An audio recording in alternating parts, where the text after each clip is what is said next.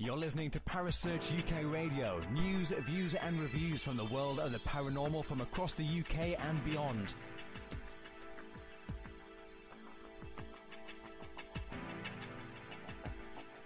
Find us on Facebook, Twitter and the World Wide Web. Parasearch UK Radio.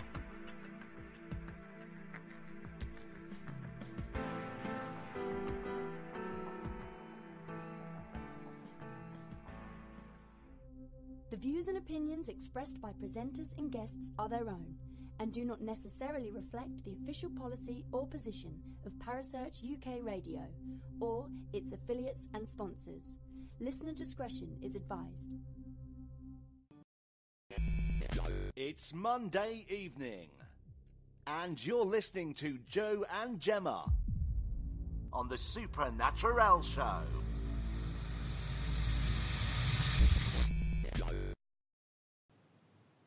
Good evening, guys, and welcome to this week's episode of the Supernaturelle Show. You're joined by myself, Gemma, tonight. Unfortunately, I'm all alone again. Again, by myself. I'm not quite sure how I'm going to handle this one. Jo can't actually make it tonight due to other commitments, unfortunately. But she will be back next week, so don't worry, guys. Jo has not gone for long.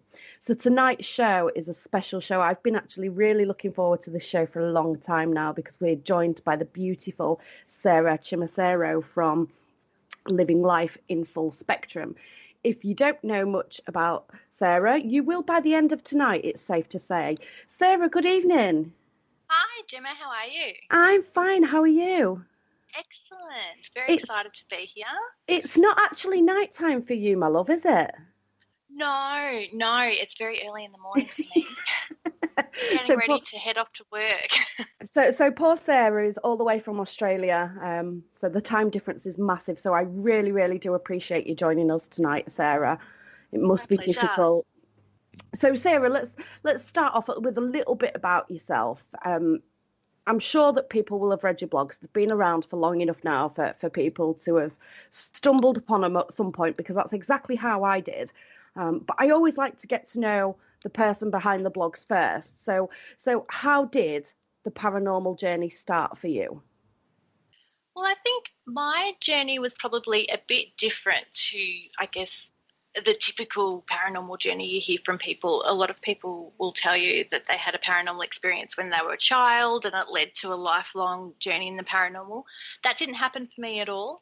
I was sort of into weird things and I liked watching shows like Unsolved Mysteries and the Twilight Zone and all that kind of stuff. And when I was a teenager, we used to sort of muck around and we'd make our own Ouija boards on the school oval and do our own little seances and muck around and things like that. But it was just sort of teenage stuff.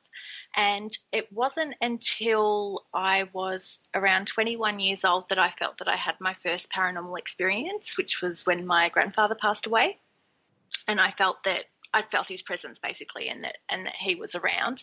And then all of a sudden all these TV shows started hitting the airwaves. So there were shows like Most Haunted and Ghost Hunters, and I know Most Haunted isn't really an inspirational show, but it was one of the first that I watched, and it was probably in all fairness, it was one of the first for most people. Yeah, absolutely. And it just, I guess, showed that there were actually people that went out and did this kind of thing, regardless of whether it was real. It makes you think that you're not the only weirdo, in air quotes, doesn't it? Absolutely, yeah. So it just it piqued the interest, and it was something I guess I always researched and had an interest in, but I was actually way too scared to go on an investigation, which, you know, you look at me now and you go, what?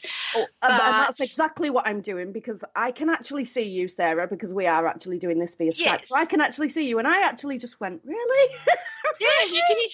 And I get that a lot, and a lot of the time when people come on their investigation, they're scared. I'm like, you know, I was like you, and I run tours and everything now, and they go, really?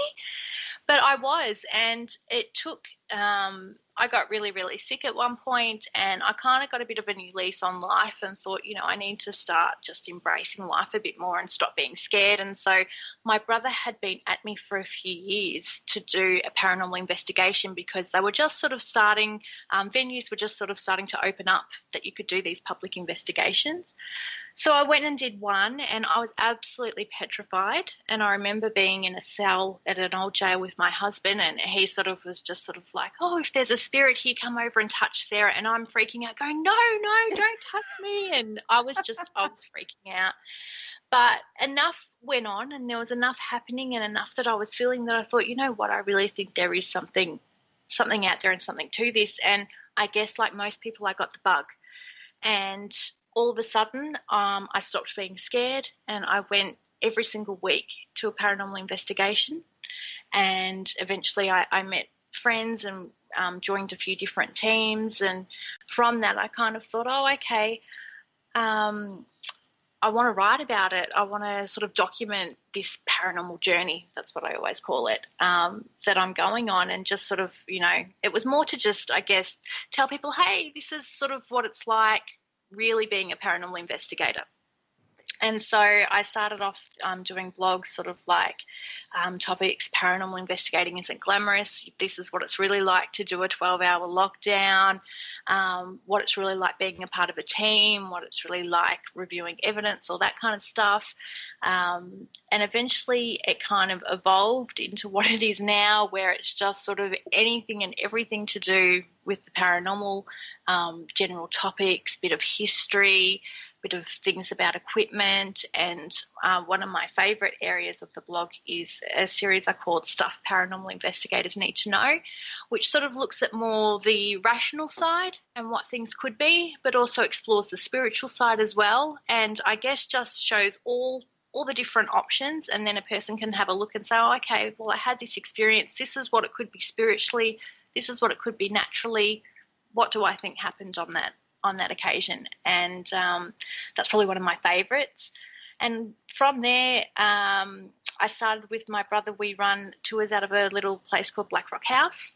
So we run monthly investigations where we, I guess, kind of take people through and, again, kind of give them a real perspective of what a real paranormal investigation is like, as much as you can within 2 hours, and just take them through the equipment. And one of the biggest things that we are big on is, I guess, showing them it's not like it is on TV. Yes. Yeah, I mean, I have been reading your blogs for quite some time now, and there was one that you did about the paranormal and the media. Yes. And when I was reading it, I was like, this is so true. Everybody seems to assume that A, you're going to become rich, B, you're going to become famous, and C, that it's some sort of glamorous thing. Now, I can sit here and say, because I also investigate, I can sit here and say that there's nothing glamorous about it at all. No. When you're sitting around in the dark, it's cold, you get cranky, you end up fighting with each other. It is definitely not glamorous, is it?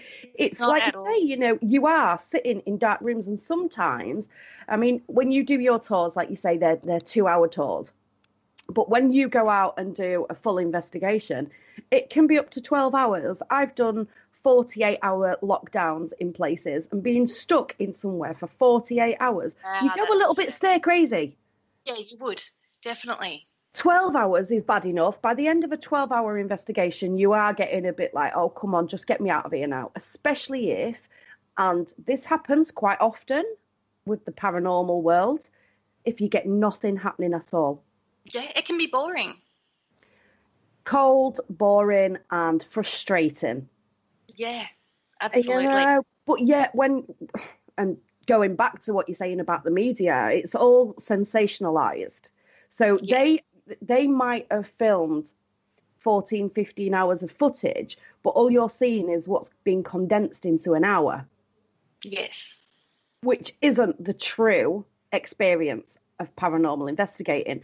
So when we come along and we read your blogs, not just your blogs, there's plenty of others out there as well, but your blogs are they're very to the point. Do you know what I mean? Like, yes, a lot of people do say that, and I know it's not for everybody, because it can kind of be in your face and it's just sort of very matter of fact and, you know, to the point. But I feel it's just being honest. And that's what I enjoy reading about your blogs, because it's an account. It's not fictional. This is just exactly how it is. And that is so refreshing because of the whole media side of the paranormal field, because it is glamorized. When you actually see somebody being honest and saying, well, actually, no, it don't quite work like that, it is so refreshing. Oh, that's lovely to hear. Oh, honestly, like, and your link up as well, because you're doing the supernatural synchronicities with Mr. Nib as well. So the interaction between you two has had me hooked. I've got a couple that I need to catch up on, but you both look at it from a very, well, different perspectives. I mean, Mr. Nib's quite more focused on the psychological side. Yes. And then you'll come along with your explanations, like the penile glands. Yes. You know, straight in there. Well, let's throw that back, because, you know, you're saying this, Mr. Nib, but could it be something as simple as the penile gland? Yes. And that, when you're seeing the conflab between you both, I love it. Absolutely love it. I have got two that I need to catch up on, because I've had my head stuck in other books at the minute. So I'm like, no, do not go reading blogs yet. Finish your book first and then go to don't the get blog. confused. Because that does happen to me. I do end up going off on a tangent. So the blogs, how did you go from just, because at first it was just a general description of the paranormal field, but then you changed it slightly and it went quite in depth. I think it's something that I think happens to most people when they're in the paranormal field for a certain amount of time, is eventually just kind of sitting in a room and saying, what is your name? How did you die? Etc. It's not enough anymore. And you really want to start exploring things more in depth and maybe finding different ways to do things. And that was just sort of what I was looking at. And so I thought, well, I'll start writing about it as well. And one of the main catalysts was I actually, in my own personal interest, I decided to start studying photography, just because I wanted to, take photos and have a bit of a hobby. And I realised very quickly that it was actually going to aid my paranormal investigating, because obviously people use cameras, and I very quickly learnt how unreliable a camera really was. And so I did an article, one of the first articles was about the controversial topic of orbs. Yes. And just, the different ways a camera can cause an orb, because one of the biggest things that people will just say is, oh, it's dust, and write it off, it's just dust. And it's actually not true. There are actually other kinds of orbs. They're not paranormal, but they're just different effects that the camera can do. And I think it was just important that we understood as investigators the different causes. So I started writing about the different functions of a camera, and I guess it kind of all evolved from there, and that's where the Stuff Paranormal Investigators Need to Know series came from. And then I thought, looking at topics like pareidolia and matrixing and EVP and frequency and all that kind of stuff, and it just kind of then developed. I would have people come to me after investigations and say, look, I had this experience, and it might have been like a visual thing or hearing something. Can you maybe look into it for me and see, what could actually cause this? And that gave me a whole other wealth of topics, and the fact that people were actually coming to me and saying, hey, look into this for me. It's never ending though, isn't it? It really is never ending. And like you say, the camera can cause orb-like shapes, especially from the camera glare. There's a difference between your camera lens and where the flash comes in. That is a difference. Right. And it can cause shadows. Absolutely. It's a well-known fact. But the fact that you, again, because you have that enthusiasm for photography, that just led you down this other path where you was then like, okay, so if I look into this further, what can there be? What are these issues? And a lot, as much as, we'd like to think that a lot of people do actually use their own initiative and look into these factors, a lot of people actually don't. No, which is where the whole everything's an orb issue stems from, really. Yeah, and it's just such a controversial topic that You almost almost don't want to always broach it. will be. I don't think we're ever going to come out of this because, again, it goes back to the media side of things again, because there's lots of orbs on TV shows. When, like you say, there is some, don't get me wrong, I'm not going to discount every orb. That would be wrong of me to do so, but you need to look at it logically as well. You can't just assume that everything that's happening is paranormal, because it's not. No, and if it was, I mean, we would by now certainly have some sort of explanation or some sort of insight into things if the majority of things that were happening were paranormal. But the fact is that, I think that there's 1% that I'll call it unexplained. I don't necessarily call it paranormal. I'll call it unexplained. But the majority of the time when things are happening, I think it's more a misperception more than anything. But it doesn't mean I don't believe in it. I absolutely do. And I do believe that there are some encounters that I have made me say, hey, I do think there is something out there. I don't know what it is. I'm with you on that. I am completely with you on that. Any paranormal investigator will have had some form of personal experience that leads them down there. Well, there's definitely something to this, but what is it? Exactly. And I think that's where your difference of opinions come from, because people do tend to say, well, it's paranormal, isn't it? But then people like yourself will say, well, actually, it's not. It's unexplained, which means at this moment in time, I cannot explain that. So I've been through the scientific, I've been through the environment, I've been through as many possibilities as you possibly can. And at that moment in time, you can't explain it. But that doesn't mean to say that in 10 years' time, you're not going to be able to explain it. Exactly. And it doesn't mean that then there might be someone else that does know. And that's why I always say as well, like, peer review is so much more important than just flicking a photo up on Facebook and saying, hey guys, what do you think of this awesome photo that I've caught? I always say to people, don't worry about that. You don't need those Facebook likes. Send it to your investigators that know what they're talking about, because they can actually give you some really constructive criticism or feedback. And you never know, you might even stump them and they might say, you know what, I actually can't explain this. You've actually got something really interesting on your hands. But that just outlines how important it is to work with other people in the paranormal field. Share your experiences, discuss things, have your opinions, share your opinions. That is so important. Yeah, but absolutely. A lot of people don't do it. A lot of people like to think that, we're in competition. Yes. Yeah, it is no competition. We're all out to do the same thing. We're all wanting to find evidence of the unknown.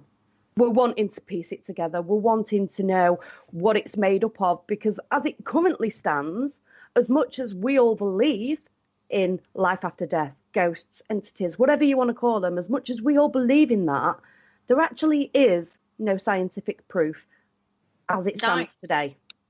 Absolutely not. That, and I don't know if there ever will be. This is like the age-old question, isn't it? It is, really? Isn't it? We all want to prove that there is something, there is some form of unexplained, but what is the likelihood of ever being able to say, well, actually, this is what it is? Because of a lot of it in paranormal, and paranormal is an umbrella term as well. We can't forget that. It is not just about ghosts. Correct, yeah.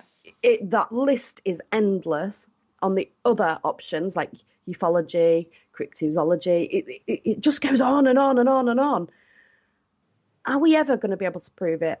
Who knows? But I'm certainly enjoying my ride. and from reading your blogs, you are.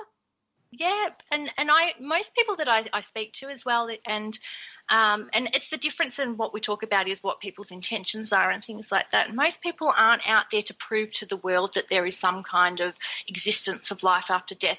They're just on their own. They want to find out for themselves and see what they find, what they experience, what they feel. It's a personal journey, isn't it? Exactly, and that's what it's all about for me. And the learning for me as well. I love learning about new things. And it's the expansion of your own mind as well, isn't it? Which is the journey that you've gone down yourself.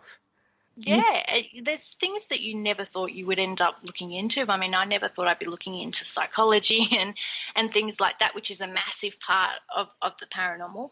And I mean, I was a person, I always loved studying and all that kind of things, but I never thought I would be looking into the kind of things that I'm looking at now. And even my perspective has changed. And, I realised as well that as much as I have to look at the rational side of things, I also need to open my mind up and look at the spiritual side of things as well, because you can't just look at one and not the other and say, well, isn't there a possibility it could be either or? Well, it's an open-ended discussion, isn't it? Even if that discussion is only with yourself.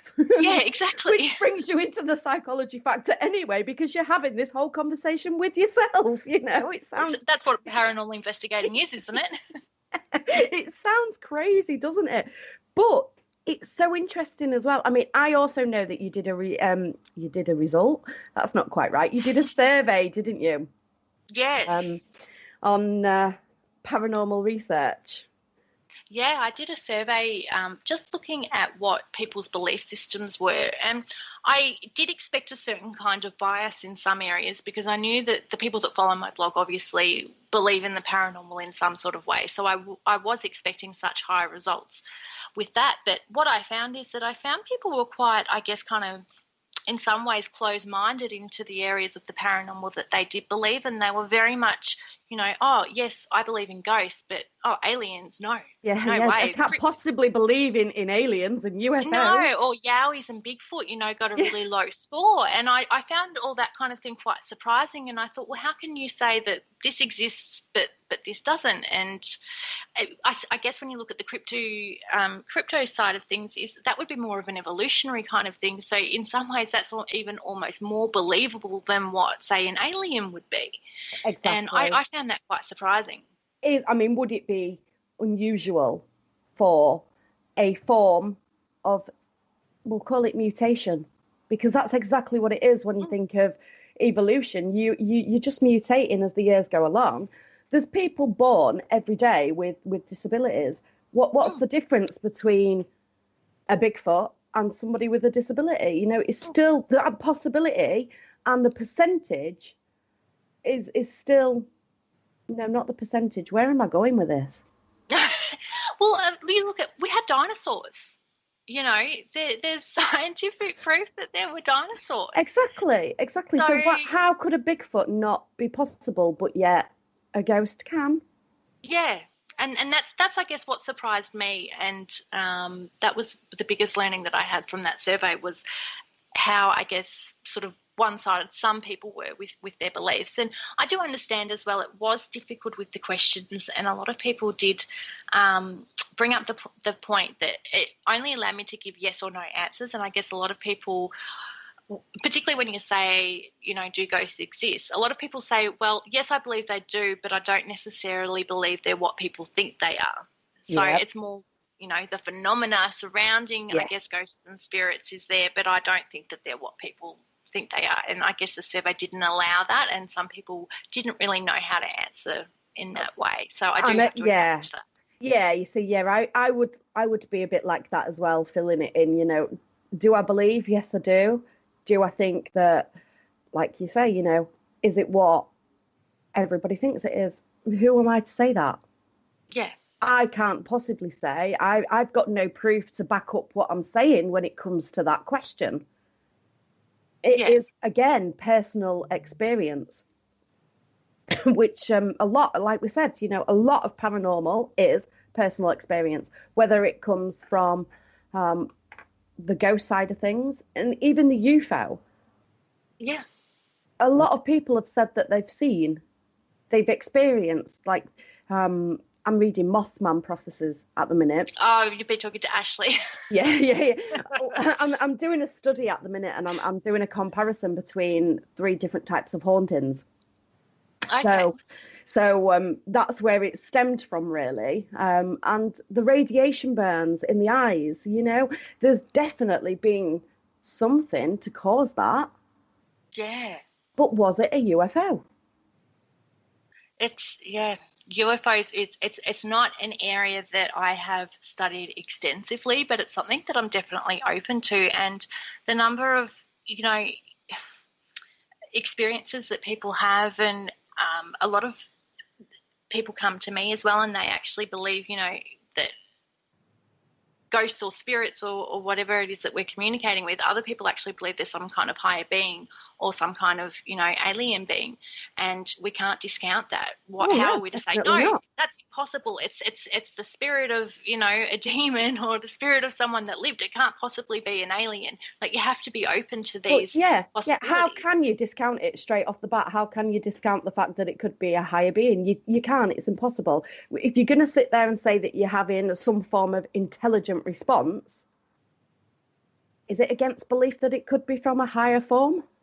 Exactly. And, you don't know, where has this higher form come from? Like, is it a consciousness of someone that's ascended, or, there's just so many different ways it can go and explanations. Well, again, the consciousness, let's bring that straight back into it. The mind is a wonderful thing. Yeah. It's ever since, and particularly, doing the supernatural synchronicity side of things with Ashley, we're really looking at the consciousness and that side of things, and it is just when you start trying to unlock that door and seeing what it is potentially capable of, it blows your mind. And that's what I'm trying to encourage people to really look at, that side of things, is the consciousness side of things, because I think that we really underestimate sometimes what we are potentially dealing with. And what we're capable of in our subconscious, because that is massive. That is massive for me. I've done a lot of public events, and members of the public are on a Ouija board, for example. And I'm sure the minute I say that, you know exactly where I'm going to go with this. Absolutely. They're not freaking out. Yeah, I mean, they're getting communications from X, Y, and Z. That they're answering the questions that are being asked, and they're quite, well, it would appear that they're quite intelligent responses. But how much of that is actually happening, and how much of that is from your subconscious? Well, that's it. And then the other question, and something I've explored as well, is what's actually in your subconscious. And I've heard some people actually suggest that, could you actually have memories from past lives stored in your subconscious? Could you have DNA from your ancestors in your subconscious? Is this what is actually potentially answering those questions? Because everything in your subconscious, from the moment you're born, all those memories, even though you're not remembering them, they are in your subconscious and they influence you. Even though you may say, no, I'm not influenced by anything, you are, because it's all stored in your subconscious. Yeah, of course it is. I mean, throw into that, if you can throw into that health factors. So somebody with dementia, and I know this from experience because I specialise in dementia care. So, and it just backs up what you're saying about the old memory bank. When dementia strikes, a lot of people don't remember what they did today, but they're telling you stories from 50, 60, 70 years ago that even the family are like, well, I know nothing about that. But yet this person that's reliving and retelling that story remembers it in great clarity. Yeah, that happened with my grandmother. Exactly the same thing. She went from being a 95-year-old woman in a nursing home with a dementia to a 20-year-old woman travelling on the train with her mum and her relatives, and she was able to tell us in absolute detail what she, was doing that day. It was insane, and it was all correct, because the people, if those people walked in, the people she was referring to, she wouldn't know who they were, but she did in wherever she was in her subconscious. Well, they look totally different, don't they, from when there was 20? Yeah. So yeah, absolutely. Your poor Nan had a bunch of strangers walking in to see her when she, like you say, she's going off on a train with a family that don't look anything like these strangers that are just appearing. Exactly. What's that all about? How confusing is that, bless her? But like you say, it's that subconscious mind, and it stores so much information without you even realizing it. Yeah. And I know a lot of people that I guess are working, that like to work psychically and things like that, is they really try to learn exercises, and I guess there are things that you can do to really try and tap into that subconscious. And I believe hypnotherapy is one of the big ways to do that. I've never done it personally, but I know people that do past life regression, and they do that through hypnotherapy by going through into the subconscious, and suddenly people are able to tell you what they did 200 years ago and who they were in life and what they did for a living, and it's quite fascinating. Well, hypnosis has been used for many, many years in the world of paranormal, hasn't it? You know, I've read so many encounters of past life regression, really, and it's phenomenal. It blows your mind. It does, and I know a lot of people use it as well. And I mean, even in the real world, people use it to help deal with trauma and things like that, and to work through traumatic things that they've, hidden down deep down in their subconscious when they were children. They use hypnotherapy as a way to work through those problems. So it makes sense that all that information is there. But people as well, from what I understand, use it to relive encounters they've had, like with UFOs and paranormal experiences, and to try and understand what has actually happened to them. And I guess from a skeptical point of view is you have to also question and say, well, how much of it is the imagination mixed with the subconscious? That I can't answer, as I'm not really an expert in hypnotherapy. But, you have to wonder sometimes when people are coming out with exactly the same information and stories, you have to sort of wonder, well, where's it all coming from? So would you try past life regression? Would you let somebody... I would try it. I don't know if I would be able to be hypnotised, though. I do believe, from what people have told me, there are certain people that can't be hypnotised. And I think a lot of it has to be, I can't clear my mind. Right, okay. My mind is always going a million miles a minute. I can't meditate. I've tried so many times, but I can't meditate. So I don't know if I'd actually be able to go under. And I believe if you're not open to it, and I could be wrong, but I believe if you're not open to it, it may put up that wall that means you can't possibly go under. But I have heard that there are certain people that are not able to be hypnotised. I'd try it, but I don't know if it would work. Yeah, you see, that's not something I've ever done, but just having this conversation now, I'm thinking, actually, I wouldn't mind trying that. Yeah, I know. Just to see the information that would come through, and then to go back and then research it. Could this have been possible? Really interesting is, because I know a lot of psychic mediums, like when they do readings, is they'll tell you who you were in a past life and relationships and things like that. So it would be quite interesting to have, I guess, do a hypnotherapy session and then see a psychic medium that didn't know any of this information and see if any of it actually correlated. This is where I wish that Jo was with us this evening, because Jo is a medium.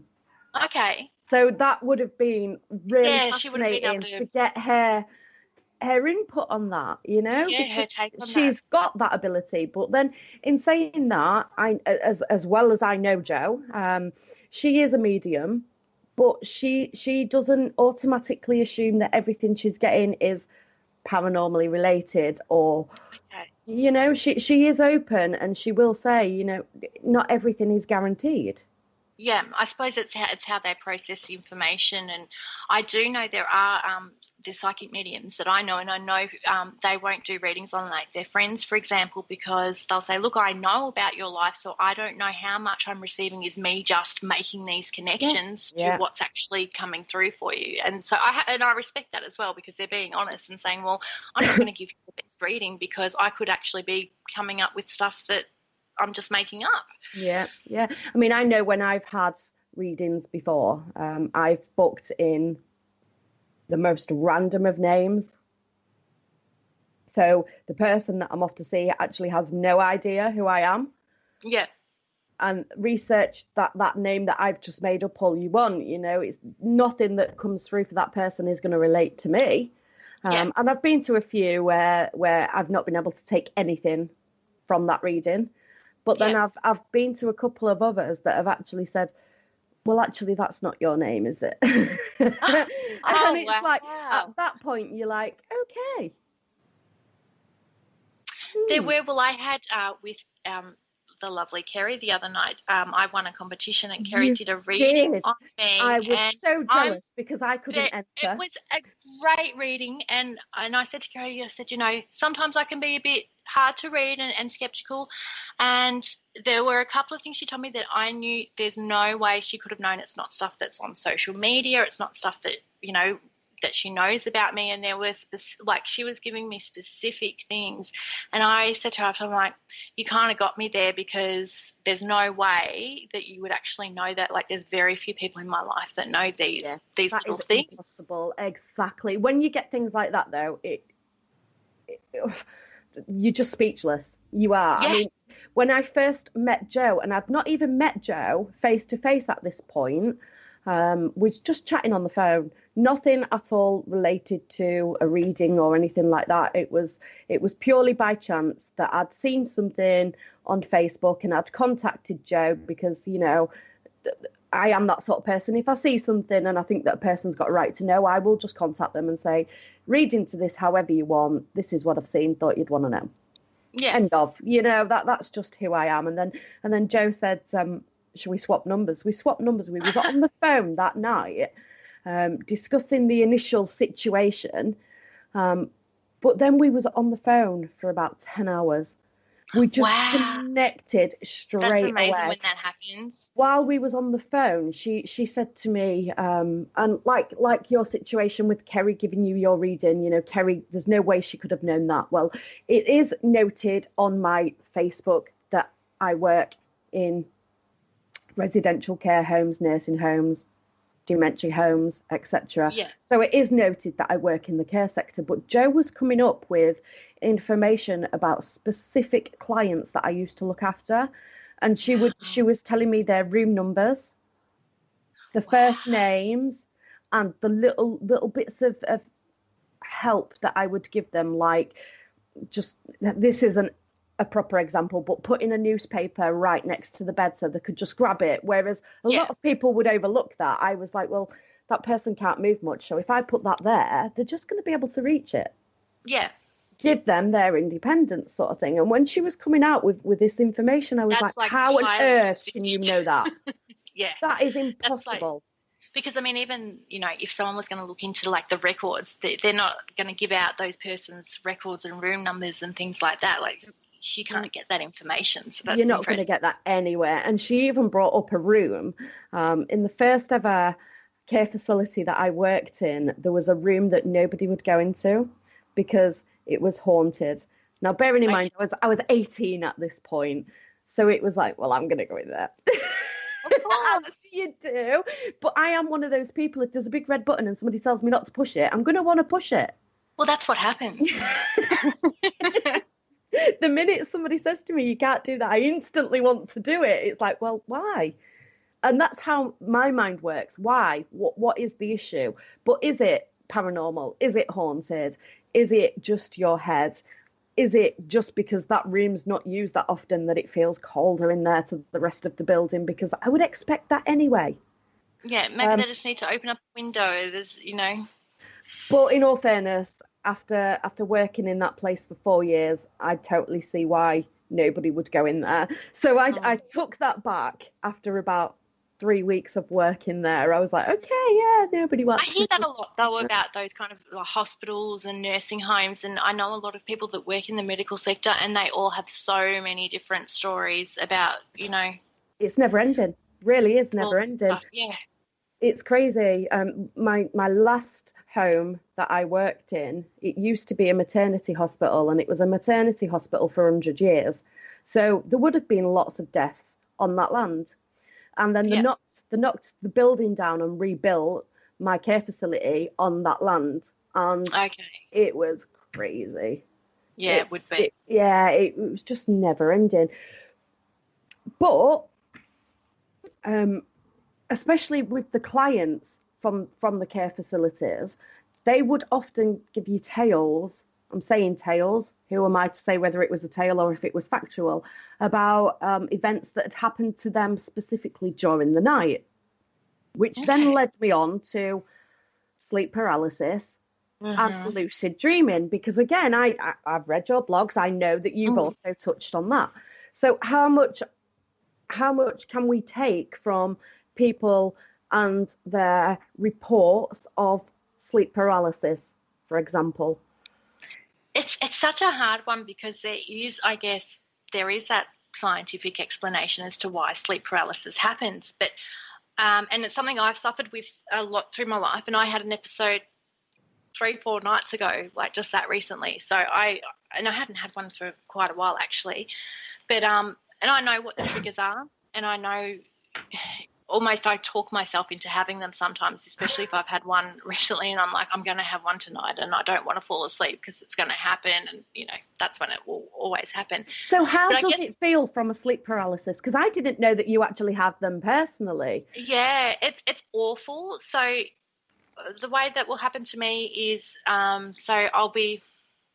don't normally even remember the rest of my dream. I'll wake up and I'm in my room, and I'll usually see a figure standing in my doorway, and then the figure sort of approaches me, and I try to scream, and I can't scream, I can't move, and it feels like it is an hour, but it's only seconds. Yeah. And then eventually my body will wake up, and I usually wake up screaming, and my husband is used to this. After being with me for 20 years, he's used to me waking up screaming, and he's like, oh, yeah, she's had that again. Oh, she's had it again. What confused me is initially when I first started investigating the paranormal is I was having the episodes quite a lot, and I thought, oh, maybe there's a connection. But what I was also connecting as well was the fact that it was always happening when I was really overtired. So I'd been at an investigation all night, and then I'm all hyped up and then going to bed, and, you know, so you can make that connection there. But I guess the question I have, and I'm always saying to people, you need to question everything, even though there's explanations, you need to ask questions. And my question is, why is it specifically that people are seeing the same thing? Why is it that we're seeing this shadow figure? And I know with myself, my sleep paralysis changes sometimes. So there's been in the past, instead of having, I guess, a shadow figure, I've just had like a black mist. There's even been times when I've had what looks like an alien. There's been at times that looks like this Hat Man figure that people talk about. And so I wonder, why is it that everyone sees the same kind of things? And so that just I'm not completely closed-minded that it's not paranormal. Yeah. But I think that, you know, maybe there is something there. It's one of those things that is an awful thing to experience, and certainly I don't think every time I have a sleep paralysis, oh, you know, there's that ghost again come back to bother me, because I do know what my triggers are when I have it. Terrifying though, for the first time that it happens. I mean, again, sleep paralysis, you see, I'm not saying that the items or segments that we see on the TV shows are sleep paralysis, because who am I to say that? I'm not experiencing it. But it does beg the question, could it have been sleep paralysis? But when you're watching those reenactments of it happening, even for me, who I'm a seasoned investigator, and I'm sure Jo would say the same, you know, she's a seasoned investigator, she's a medium, so she's very open-minded to everything. But it looks terrifying. How would people cope with that? And I can actually ask you now, how do you cope with it? How does it impact on your day-to-day life? There was a time, see, what the thing is with sleep paralysis is one of the main triggers is stress. So, and usually when a person is not in a great place, that's when they're going to be having those episodes. So whether or not it's just a cycle and they keep feeding, and then, you know, sometimes we also talk about, and it goes back to when we talk about consciousness, is when someone is in such a negative space, are you making, you know, these negative things happening around you? And, you know, some people believe that they can even create these negative entities just, you know, from their negative thoughts, and you look at poltergeists and things like that. So it can be a complete cycle. So I always find when I was not in a great place in my life, and, you know, there's been times I've gone through depression and things like that, that's the times that I was suffering from sleep paralysis. So I wouldn't say that the sleep paralysis affected my life. It was more that my whole life in general was just was not your sleep paralysis. Yeah, so that's what was causing the sleep paralysis. So how old was you when you had your first episode? I would have been probably 11, 12. Wow. Yeah, I've had them for a really long time. That's and I mean, such a young age. Before that, I used to suffer from what were night terrors, which luckily the person suffering from the night terror doesn't remember them, but everyone else around you knows what they are. And I know my children have suffered from them, and they are just horrifying to watch. And so I don't know if there's just something in my brain that's just super sensitive to those kind of things, if it's how I'm wired. But there's other people that I talk to that are extremely sensitive to the paranormal. They believe that when they're having sleep paralysis episodes that they're under attack. And again, it's like you say, who am I to say that it's not, because I'm not open in the way that they are, or sensitive to the paranormal in the way that they are. I don't receive messages the way that they do. A lot of those people receive messages in their dreams and things like that. I don't get that. So when someone receives a message in a dream, is sleep paralysis just another way that they're receiving that message? I don't know. It's one of those, like really. You say, you can't rule it out. It's impossible to rule it out completely. You know, can we look at it from two different perspectives? Can we look at it from a spiritual perspective, and can we look at it from a scientific perspective? Of course we can. Absolutely. And I think it's up to the person to judge what they've experienced, because at the end of the day they know what they've experienced. And you've got people all throughout history where they'll stand up in front of a room and everyone will think that they're absolutely crazy, but they 100% in their heart believe that that's what they've experienced. And I don't think it's hurting anyone if they believe that this has happened to them. Who cares? It's not detrimental to anybody, is it? You know, exactly. If people want to take that on board as a spiritual rather than a scientific, then who are we to judge? Knock yourselves out, you know. Can we discuss it? Can we talk about it? Can we look at it from different perspectives? Yes, we can. But at the end of the day, the only person that knows what they're going through is the individual that's going through it. Absolutely. It's like, you know, saying to them, oh, you don't feel this, or, you know, you're not sick. You know, it's the same kind of thing. You can't tell someone their body, their mind. You've got no right, really. No, of course we haven't. So let's swiftly move on a little bit, because one of the blogs that I really enjoyed reading was the difference between being a scientific investigator and just using equipment. Yeah. Because that I was hooked on that one. I was like, yes, Sarah. Because it is so true. You get so many people saying, well, I look at the paranormal from a scientific point of view. Okay, so how do you determine your scientific evidence? Well, I use a K2 meter.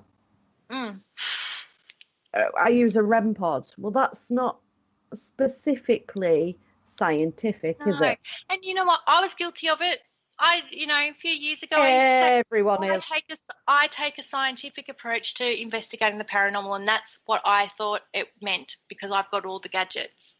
And you've seen it on the TV with these teams on TV that look at it from a scientific point of view and use equipment. So you are automatically then led to believe, well, that is how you determine a scientific proof of a haunting, when in actual fact it's not. It's not, and this is where, again, just even talking to your fellow investigators can help you, because once I met someone, we were just talking and they said to me, oh, you know, what approach do you take to investigating paranormal? I'm like, oh, you know, I take a scientific approach. And he really quizzed me, and I couldn't answer his questions because I'm like, oh, well, you know, I put these devices around and then I wait and see what happens. And I get a flashy light, so that means something's happening, right? And he really schooled me in a nice way. He wasn't being an arse about it. He was being, you know, genuine and kind of saying, well, actually, what you're doing is not the scientific way. And it, you know, spoke to me and kind of just said, you know, this is actually what it means to do a scientific process. Yeah, exactly. And I learned a lot. Mr. Nib jumps into my head straight away. Every time I hear the word scientific, Mr. Nib jumps into my head, and all I can hear is data, data, data. Yes, that's it. He says that to me all the time too. Yeah. Zoom out, data, data, data. Yes. But that's what it is, and it's. And another thing that I like to say to people is they'll say, oh, you know, I conduct an experiment and all of this, and their idea of an experiment is just putting a locked off camera in a room on a REM pod. But again, that's another blog that I was fascinated with, because you did your blog about how you can expand on experiments. Yes. And making it your own. I loved that. Loved it. Yeah. It's just, again, and you can mix that with the scientific method. And, you know, look, say you've got the Garmsfeld experiment, for example, you know, there's some great ways to do that, but, you know, who says that you have to use white noise? Why can't you use brown noise? You can use pink noise. Why do you use a red light? You could use a blue light. Infrasound. And I've seen... Because infrasound's massive when it comes to the effects that infrasound can have on the brain. Yeah, there's that one frequency that you hit and it makes your eyeball vibrate and it makes you feel paranoid and it makes you feel like there's a ghost around, and it's purely just because it's hit that right note. Yeah, exactly. You know, these are the possibilities that just because an experiment was documented in that specific way, there's no reason why you can't change it. And that is one thing that I love to do when I'm on an investigation experiments.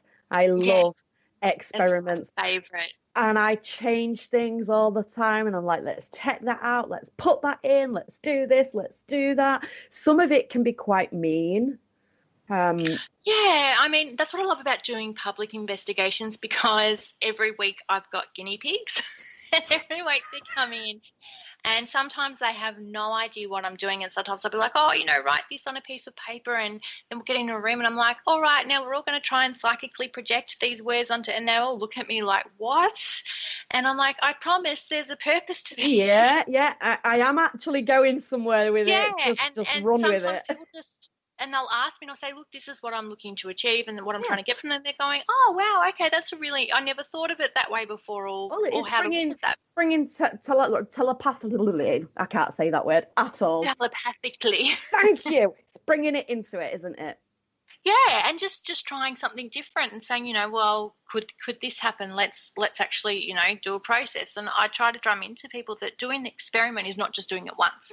It comes back to the scientific method.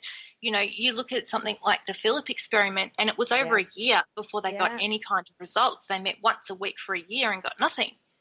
Well, the skull experiment, that's another one. You know, it was about 5 years or something. That went on for a very long time. So it's not just something you can do once or twice. You have to do it time and time again. Over, and then you get your data. You've got to replicate your data, and then, you know, you've got to. There's a reason and a rhythm to everything, and it's not just let's just point a camera at this piece of equipment and see what happens. Like, there's a reason behind it. What are you trying to gain by putting that camera? What are you trying to prove?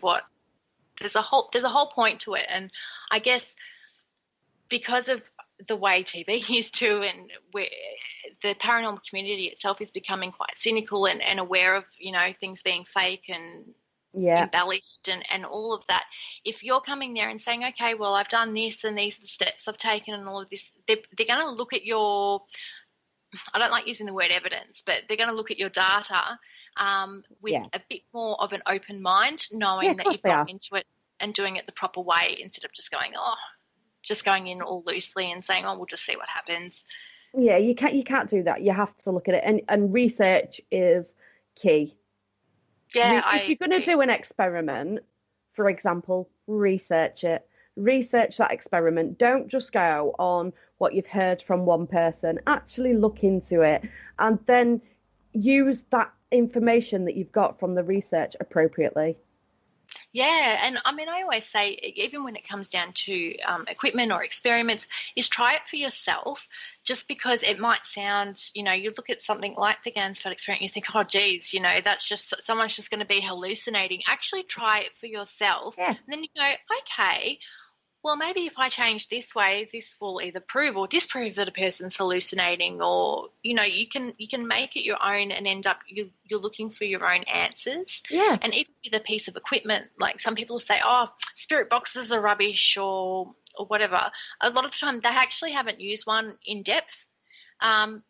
Use it in depth. And your environment in which you're using, especially a spirit box, think of your environment that you're using it in. If you're using a spirit box in a underground tunnel or in a tunnel that has no signal at all, and you're getting stuff coming through, how? Yeah, And that's the whole thing, and understanding how it actually works. And I see, the Ovilus, for example, is a device I've studied quite extensively. And I'll say to people, oh, how does an Ovilus work? And they say, oh, the spirit makes it say a word. And it's like, well, no, it's not. It's actually reading the environment around you, and it's corresponding to a word in a dictionary, etc. And people need to understand how their equipment is working. And I think if you don't understand how a piece of equipment works, you shouldn't be using it. Yeah, definitely. And it goes with like K2s. Yeah, 100% in particular. People don't understand that. Even I've seen people, no joke, with their mobile phone doing a live stream with a K2 next to them going, look, oh my God, I'm getting like the best spirit communication. I've actually stood there and said to them, your phone is setting off this K2. Yeah. And they look at me and say, no, it's not. And it's like, well, it is. It's just. It really actually is. Yeah. Yeah. And I'm not trying to be mean or being a bitch. And I see it all the time on live streams, and I will never comment on a live stream and say, oh, it's that, and try to make them look like an idiot. I would never do that. But it's more, if I say these kind of things to someone, it's really coming from a nice place. Because it's an educational thing. It's not. We all did it. We've all done that exact same thing. I've done it so many times, and I even, sometimes I get so caught up in the moment of things, and I get caught up in the stupidest things sometimes, and then it takes a couple of minutes, and then I go, oh, actually, and then I feel really stupid. Yeah, your brain actually kicks in and says, hang on. You're passionate about it, and you get excited, and you think, oh, actually, that was just a door. Yeah. I mean, but, one of the other, there's so many of your blogs that I could go on for hours, Sarah, I really could. But Echovox, because we share a passion for Echovox, or rather, not. No, yes, I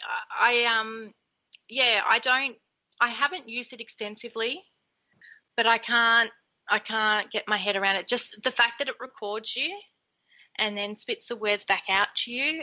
I have a really the phonemes, isn't it, that are programmed into that specific, and that goes for quite a few. But if you think of the phonemes, it can create every single word in the English dictionary, plus lots of other languages too.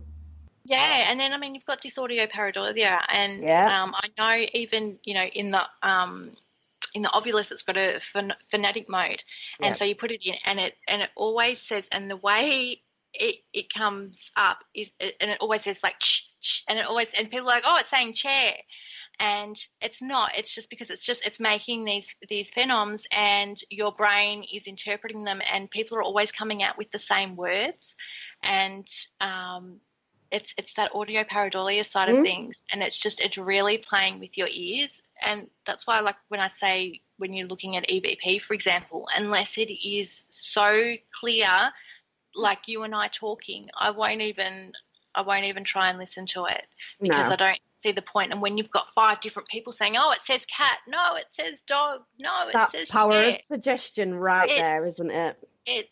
That straight away tells you, when people are putting up videos saying, oh, what do you think this says? And you've got so many people with different answers, I think that straight away tells you it's not the greatest EVP. Well, it can't be. If it was a class A EVP, then everybody would be coming up with the same answer time and time and time again.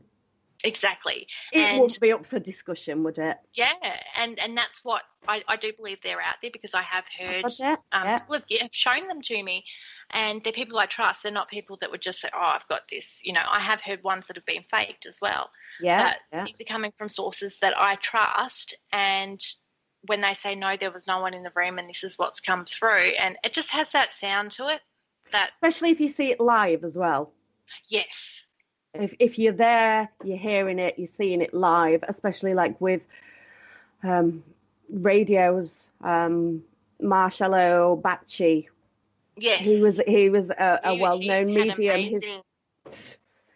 How can you, when you, because I've watched so many of his YouTube footages, and I've researched him quite extensively at the minute, because I've just did a blog actually on EVPs and the history of EVP, yes. Yeah, so because I was doing that, I wanted to look more in detail, and when you actually research it and you find out the test conditions of especially that specific machine was put through, how can you scientifically explain that?